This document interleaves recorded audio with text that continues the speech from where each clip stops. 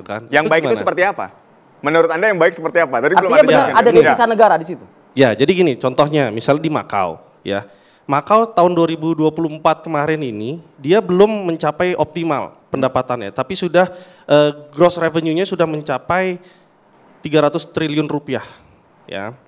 Ini baru 62% dari pra-Covid. Nah, berarti kalau misalnya pra-Covid itu sekitar 500 sampai 600 triliun rupiah. Ini potensi pendapatannya. Dan masyarakat Makau juga masih bisa mempertahankan budayanya. Singapura juga masih bisa mempertahankan budayanya. Mungkin itu dari saya. Oke, dua hal. Saya menyampaikan dua hal. Pertama adalah tadi debate terkait konstitusi saya kira sudah clear ya. Karena kita bisa merujuk Pancasila, sila pertama, sila kedua, sila kelima, kemudian konstitusi pasal 29 pada 28, itu diatur semuanya secara spesifik. Dan putusan Mahkamah Konstitusi menguatkan hal tersebut. Artinya by law, constitutional law itu sudah dilarang. Nah, apalagi dengan dalil-dalil yang lainnya pasti sudah dilarang. Itu yang pertama. Kemudian yang kedua, saya tidak hanya memberikan contoh buat Amerika Serikat. Kalau Amerika Serikat memang dia memberikan legalisasi judi di beberapa tempat dan cukup banyak. Dan tadi dampaknya social cost-nya adalah 1 berbanding 7 sampai 10 US dollar. In the long term itu merusak secara sosial. Nah, saya juga akan memberikan contoh, tadi Anda sebut Makau. Makau dalam literatur yang ada saat ini dari hasil research mengatakan 70% ekonomi Makau itu memang diberikan dikontribusikan oleh judi. Dari judi tadi? Dari judi. Dan apa yang terjadi di sana, maka ketika terjadi sebuah shock, ekonomi mereka runtuh. Itu evidence base menunjukkan bahwa pada waktu COVID runtuh secara luar biasa. Itu yang pertama. Karena mereka mengandalkan dari sisi. Yes, karena ekonomi spekulatif. Basicnya, semua negara di dunia ini kalau kita belajar ilmu ekonomi kemanapun, ke negara manapun, ekonomi bisa makmur, bisa sejahtera, itu karena ekonomi produktif, bukan ekonomi spekulatif. Itu intinya, itu yang pertama. Yang kedua Pak Kiai? Yang kedua, ekonomi yang produktif, ekonomi spekulatif seperti judi, evidence base menunjukkan bahwa dia menggantikan ekonomi produktif.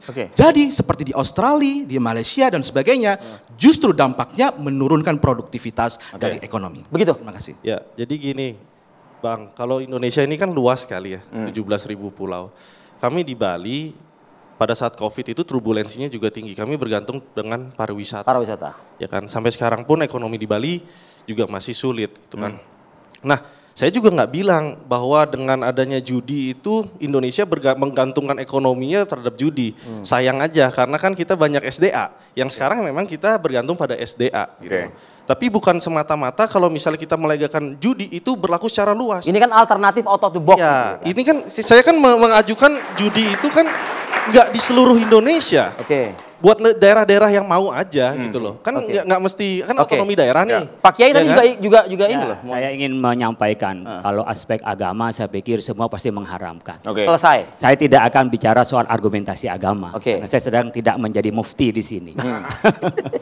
Artinya kalau haram buat warga negara Indonesia lalu halal bagi orang luar, kalau bicara secara konstitusi kita keadilan sosial bagi seluruh rakyat Indonesia. Sila kelima. Buat apa kita bicara untuk luar? Itu pertama. Yang kedua, kalau kita berpikir berkenaan dengan kesejahteraan tadi, dari judi ini, komoditas haram, kalau pemerintah memfasilitasi, kan berarti pemerintah itu memfasilitasi orang yang lehe-lehe.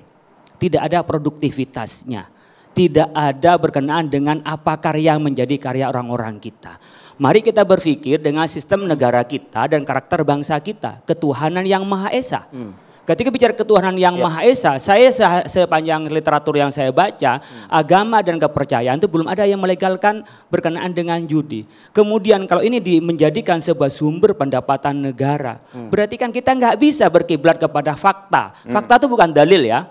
Fakta itu bukan dalil, apalagi dibantah oleh Mas Khalid teman kita, bahwa ternyata hasil studi tidak ada yang sumber ekonomi itu dapat mensejahterakan. Artinya bisa dapat 5, keluarnya 15, keluarnya bisa 20. Buat apa kita mendatangkan penyakit seperti itu? Oleh karena itu kalau kita mau bicara lebih luas berkenaan dengan kesejahteraan sosial, mari kita kembali pada jati diri bangsa kita. bagaimana kita dorong produktivitas kita. Sekarang bisa terjadi lah, kalau dalam konteks agama itu kenapa maisir atau judi itu diharamkan. Pertama adalah karena akan melahirkan permusuhan, melahirkan saling kebencian. Sekarang kan banyak orang-orang yang kena judol itu, dia apa yang terjadi kepada keluarganya? Bisa membunuh, bisa juga terjadi permusuhan, gantung diri dan seterusnya, itu dari judol. Artinya kalau kita melihat dari efeknya ini berat sekali buat bangsa Indonesia. Pak Kiai, kalau yang kita baca ini kan tadi juga Mas Agus juga mengatakan kalau misalnya mau dibikin aturannya, ya kita haramkan untuk warga negara Indonesia, seperti itu ya Mas Agus ya. Ya salah satunya. Nah kalau misalnya ini untuk mendapatkan devisa dari kunjungan wisatawan mancanegara misalnya seperti itu. Kita punya SDA yang lebih luas, kenapa kita kayak orang frustasi, Mas? Oke. Ya. Oke. Kita kan punya sumber alam yang bisa kita produktifkan. Mas Agus. Baik. Sumber produktif dan sumber spekulatif. Itu tadi disampaikan. Yang namanya judi pasti spekulatif. Betul. Ya kan? Dan itu terbawa dari budaya sebuah bangsa-bangsa tertentu. Ya, dan itu pendapatan. Memang tidak ada dalilnya atau rumusnya orang kaya karena judi. Nggak ada. Tetapi yang kalau saya baca dari pernyataan teman-teman di DPR yang menyatakan mengusulkan itu adalah menambah devisa kan. Makanya diatur. Alternatif kan? Alternatif. Karena kalau tidak, pemerintah tidak bisa menarik. Sementara korbannya sama. Makanya diatur yang boleh ke sana tertentu saja. Dan mahal, harus deposit uang sekian. Bukan yang seperti judol itu. Nah kalau mau menambah pemasukan tapi dengan syarat yang rumit, apa yakin itu bisa? Bisa, syaratnya kan nggak rumit. Rumit untuk orang yang Indonesia yang mau masuk kan. Salah satunya deposit uang. Kan nggak mungkin. Sehingga dia tidak ke sana. Tapi jangan judulnya diberantas. Jangan didiamkan. Kan sama saja kalau gitu. Ini kan meresmikan yang tadi. Nah sama-sama judi, tetapi yang ini dilokalisir kan seperti lokalisasi sama kan. Nah jadi artinya di situ negara dapat.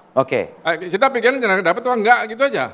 Judinya mah sama, namanya cuma judi. Artinya masih ada cuan di sini? Ya masih ada cuan. Masih ada cuan Mas Khalid? Yang dosanya sih ya masing-masing, saya nggak bisa bicara kan. Kalau masih ada potensi cuan Mas kan Khalid? Cuannya bisa untuk infrastruktur, bisa untuk apa? Bukan dengan tidak menyampingkan sasaran awal tadi SDA dan lain sebagainya. Data tidak menunjukkan demikian. Data tidak menunjukkan demikian. Jadi apa yang terjadi di Malaysia misal, saya sudah membaca beberapa paper akademik di sana Prof. Jadi apa yang terjadi dengan di Malaysia menunjukkan bahwa dengan pembatasan seperti itu tidak memuatkan ekonomi di sana. Tidak menguatkan. Ini di Malaysia? Di Malaysia, di Genting Island. Justru yang berkembang adalah ya tindakan kriminalitas yang meningkat. Kemudian kecanduan, mental. Tapi masih berjalan kan faktanya? Memang ada pemasukan, tapi dalam skala yang lebih impact sosialnya itu lebih berdampak. Ya, itu bisa dikontrol dengan penegakan hukum sebetulnya.